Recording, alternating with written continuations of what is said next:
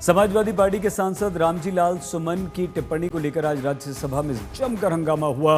BJP ने Samajwadi party के सांसद रामजी लाल सुमन से इस्तीफे की मांग की। वहीं कांग्रेस के अध्यक्ष मल्लिकार्जुन खड़गे ने सांसद सुमन के घर पर हुए हमले को लेकर सरकार को घेरा और यह हंगामा तब और अधिक बढ़ गया जब मल्लिकार्जुन खड़गे ने सांसद रामजी लाल सुमन के घर पर हुए हमले को जाति से जोड़ दिया, जिसके बाद बीजेपी की ओर से भी हमलों का दौर शुरू हो गया।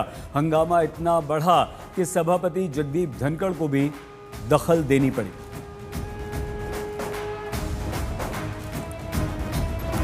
कैसे मंजूर होगा जो भाषा और जिस लहजे में माननीय सदस्य जी ने राणा सांगा के बारे में बोला है, इसलिए मैं आपके बात को सहमत करते हुए मेरा तरफ से ये दरखास्त है, हम लोग आपका स्टेटमेंट को ऑब्जर्वेशन को एंडोर्स करते हुए विशेष करके जो इंडी गठबंधन है कि नेता कांग्रेस पार्टी को भी मैं अनुरोध करता हूं, आप भी खुले तौर पर ऐसे स्टेटमेंट का खंडन कीजिए और चेयरमैन साहब ने जो ऑब्जर्वेशन किया है, कोई भी रीजन कोई भी जाति का नेशनल हीरो को अपमान नहीं करना चाहिए, देश में भी और इस सदन में भी। इस देश में जो भी पैट्रियट्स हैं, देश के लिए लड़े हैं, उनका मैं सम्मान करता हूं, लेकिन इसका मतलब ये नहीं है कि कानून अपने हाथ में लेकर अगर कोई किसी के घर पे जाकर तोड़फोड़ करता है,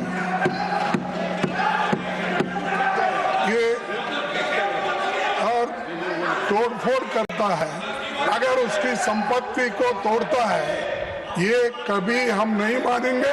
इसको मैं खंडन करता हूं। अगर कोई किसी के घर पे जाकर तोड़फोड़ करता है, ये और तोड़फोड़ करता है, अगर उसकी संपत्ति को तोड़ता है, ये कभी हम नहीं मानेंगे।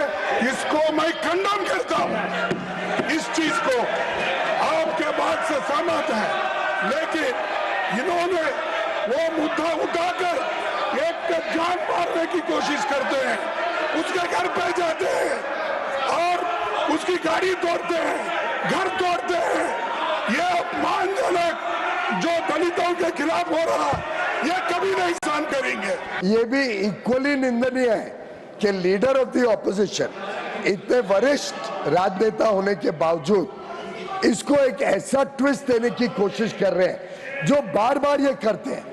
इस सदन में कई बार हमने देखा है कि जात पात पे देश को बंटवारा करना, जात पात पर लोगों के बीच में गलत भ्रमित करना, फॉल्स नैरेटिव बनाना, ये जो खड़गे जी का बार बार करने की कोशिश होती है, वो भी उतनी ही निंदनीय है, क्योंकि हम चाहते हैं देश में सामाजिक समरसता रहे।